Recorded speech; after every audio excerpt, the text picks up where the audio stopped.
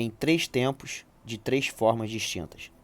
Deus é um Deus de ciclo, é um Deus geracional e dispensacional. Na história da humanidade, ele se manifestou de 3 formas distintas. Vejamos esses textos de Efésios 4, versículo 5 e versículo 6, que dizem: um só corpo, uma só fé, um só batismo, um só Deus e Pai de todos, o qual é sobre todos, por meio de todos e em todos. Se você é perspicaz e sensível, não será difícil compreender. O texto deixa claro que o Deus Pai é um só, porém, se revelou na história da humanidade de 3 formas distintas. Observe o texto: sobre todos, por todos e em todos. Está claro para você? O mesmo Deus que é um só, que é Pai, foi sobre todos, por todos e agora é em todos. Se analisarmos nas Sagradas Escrituras, veremos na história da humanidade essas 3 fases do Deus único. Houve um tempo que Deus agia de forma para dentro. Depois se fez carne e passou a sentir as dores do homem. Passou a conviver com o homem, passou a ser por todos. Porém, Jesus disse em João 14, versículo 16: e eu pedirei ao Pai outro. Percebeu? Outro tempo, outro momento, outra dispensação. Jesus falou em João capítulo 16, versículo 7: se eu não for, o outro não poderá vir. Está muito claro para mim que o tempo da encarnação deveria passar. O tempo em que o Verbo encarnado andaria entre os homens, como foi profetizado pelas Sagradas Escrituras. Eis que chegará o dia em que dirão: o tabernáculo de Deus está entre nós. A encarnação é Deus tabernaculando, é Deus agindo em nosso meio, é Deus caminhando em nosso meio, é Deus por nós.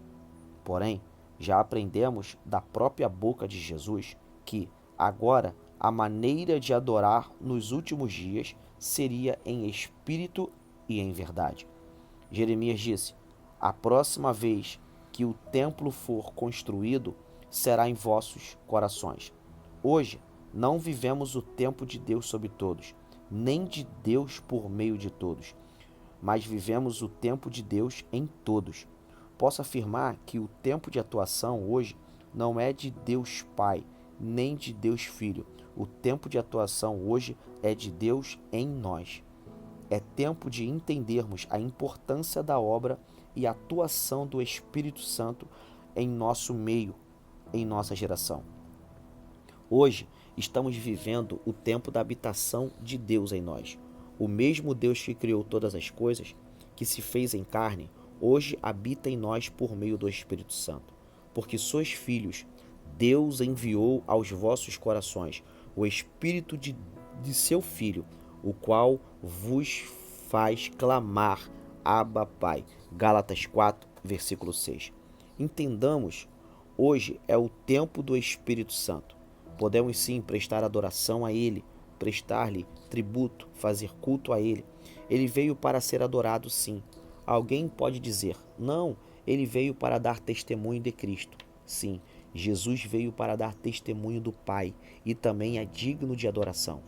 Deus lhe deu um nome que já está acima de todo nome, para que ao nome de Jesus se dobre todo o joelho dos que estão nos céus, da terra e debaixo da terra, e toda língua confesse que Jesus Cristo é o Senhor, para a glória de Deus Pai. Filipenses, capítulo 2, verso 9 ao verso 11.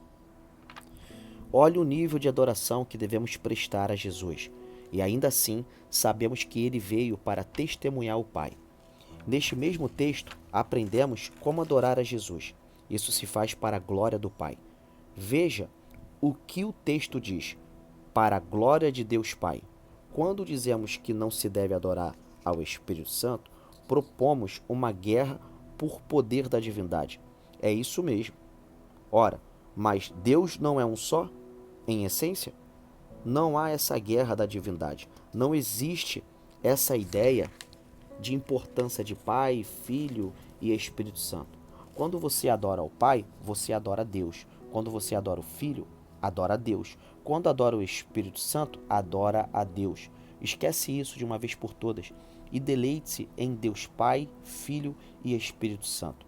Se você agora disser, Espírito Santo, eu te adoro, você está adorando a Deus. Se disser, Senhor Jesus, eu te adoro, está adorando a Deus. Se disser, Pai, eu te adoro, está adorando a Deus.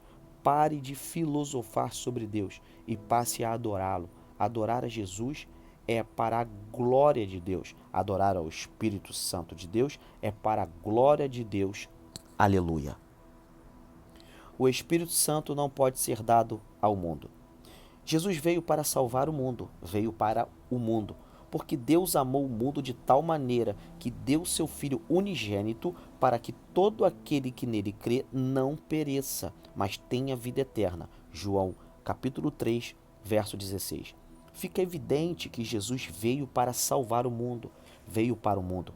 Ele não veio para condenar o mundo, mas que o mundo fosse salvo por ele. João 3, versículo 17. O Espírito Santo não pode ser dado ao mundo.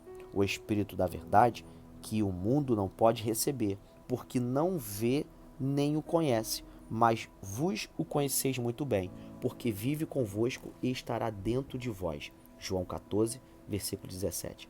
Fica claro que Jesus foi dado para o mundo e o Espírito Santo foi dado para a igreja. Apesar de o mundo receber suas verdades, como Jesus diz que ele é o Espírito da verdade, e ele também diz que é a verdade que liberta, entendemos que o Espírito Santo que convence e converte o pecador. Veja que o mundo recebe as verdades do Espírito Santo, mas não pode receber a pessoa do Espírito Santo. Você não pode chegar em um hospital e dizer, Espírito Santo, vem neste lugar. Você não pode chegar em uma casa onde Jesus não entrou e dizer, Espírito Santo, vem neste lugar. Jesus foi enfático, o mundo não pode receber, ou seja, a pessoa do Espírito Santo só pode ser dado para a igreja, a noiva de Cristo. Podemos chegar em uma reunião de irmãos e dizer, Espírito Santo, vem neste lugar. E talvez ele venha, porque receber o Espírito Santo é uma experiência subsequente a receber Cristo. Primeiro, o homem recebe Cristo e, consequentemente, está apto a receber o Espírito Santo. Jesus é a revelação de Deus ao mundo, em quem temos a redenção pelo sangue, a saber, a redenção dos pecados, o qual é a imagem do Deus invisível, o primogênito de toda a criação. Colossenses capítulo 1, verso 14 e 15. Porém, o Espírito Santo é a revelação de Deus para a igreja. Eu rogarei ao Pai, e ele vos dará outro consolador, para que fique convosco para sempre, o Espírito de verdade, que o mundo não pode receber, porque não vê nem o conhece, mas vós o conheceis, porque vive convosco e estará dentro de vós. João 14, verso 16 e 17. Está claro que Jesus veio para o mundo e o Espírito Santo veio para a igreja? O louvor a Cristo é para a glória de Deus e o louvor ao Espírito Santo é para a glória de Deus, porque todos os que são guiados pelo Espírito de Deus, esses são filhos de Deus. Romanos 8, verso 14. Fica evidente de quem não tem o Espírito Santo não pode ser considerado filho de Deus. E somente o Filho de Deus pode receber o Espírito Santo.